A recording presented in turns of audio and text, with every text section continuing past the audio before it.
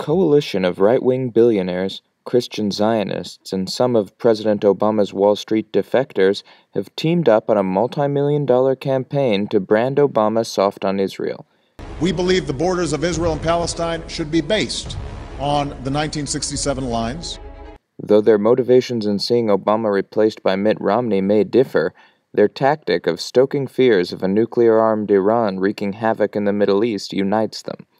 But despite the flight of a number of Zionist hedge fund managers to the coffers of the Romney campaign, far from all of the New York City pro-Zionist money has left the Obama camp. American Jewish Congress Chairman Jack Rosen, a Democratic fundraising powerhouse who sits on the executive committee of the American Israel Public Affairs Committee, hosted a fundraiser for Obama in his Manhattan home. There, guests paid between $10,000 and $35,000 per plate. And for reinforcement, Obama is turning to his loyal financial backers from Chicago. Their public statements and institutional affiliations speak to their expectations of Obama on Israel policy. Alan Solo, former chairman of the Conference of Presidents of Major American Jewish Organizations, is a powerhouse in Chicago's political scene, as well as its Jewish community. As Obama campaigned for the presidency in 2007, Solo took him on a highly publicized tour of Israel.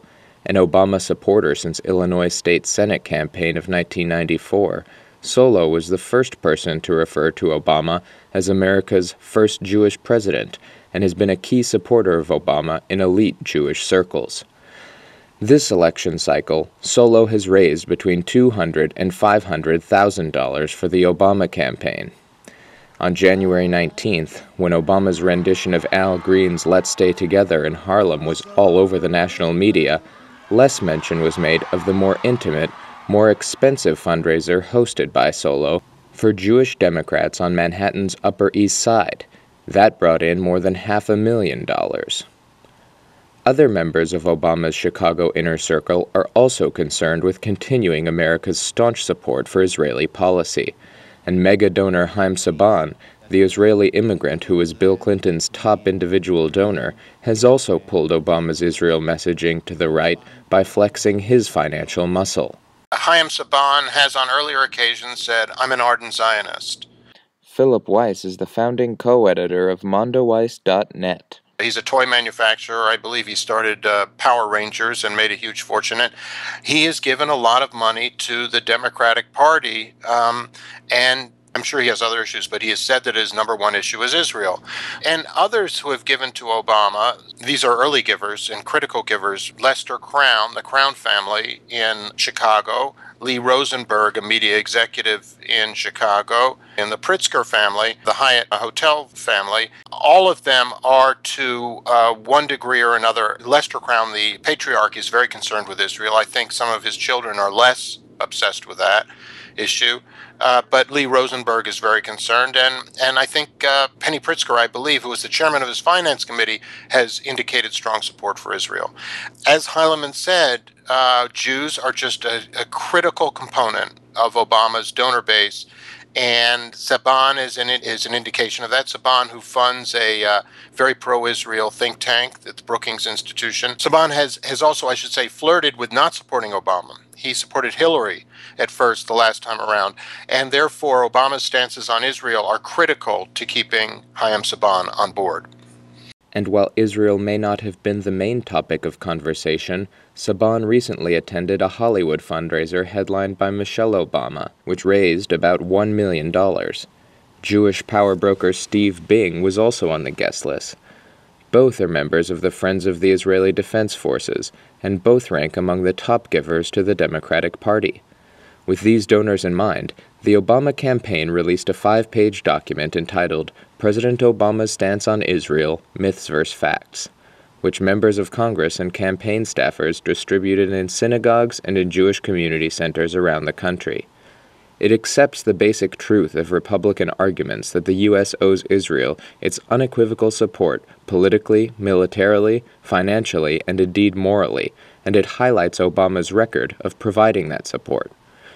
More recently, the Obama campaign released this video entitled American Israel, an Unbreakable Bond.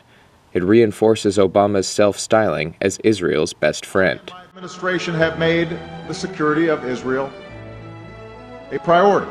It's why we've increased cooperation between our militaries to unprecedented levels.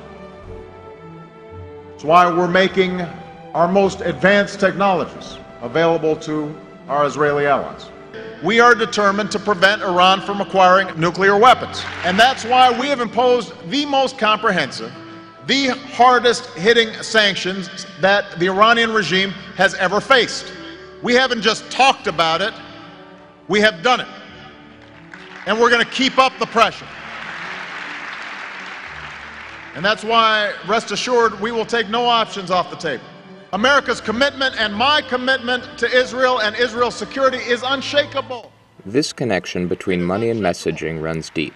Journalist and author Max Blumenthal tells of Haim Saban's interest in using his financial clout to shape media messaging on Israel. Haim Saban even said that he was interested in buying the LA Times, or was going to make a bid for the LA Times because he didn't think its coverage was pro-Israel enough, and he wanted to transform the LA Times into a pro-Israel newspaper, which is kind of, has kind of bad undertones to it. He ultimately failed to do that, but he was going to make this purchase based completely on ideological considerations. Other pro-Israel powerhouses also have a lot of weight in the media industry. David L. Cohen is executive vice president of Comcast, which recently bought a controlling share of NBC Universal with FCC approval. Cohen, the longtime political guru of former Democratic Pennsylvania Governor Ed Rendell, used to be vice chairman of the pro-Israel Jewish Federations in Philadelphia. He raised over $1 million for Obama at a fundraiser in his Philadelphia home. While Comcast properties like MSNBC have clearly exhibited sympathy with the Democratic administration, Philip Weiss wonders to what degree the Comcast ownership affects NBC stations' editorial lines on the Israel issue. Let's get to this actual question of what David Cohen's influence is in this regard. And I should say that I was once at a New York newspaper called the New York Observer, and I was shown the door at the Observer because my publisher, the new publisher, was a Zionist, and I was told he's a Zionist by my editor. Jared Kushner is a Zionist.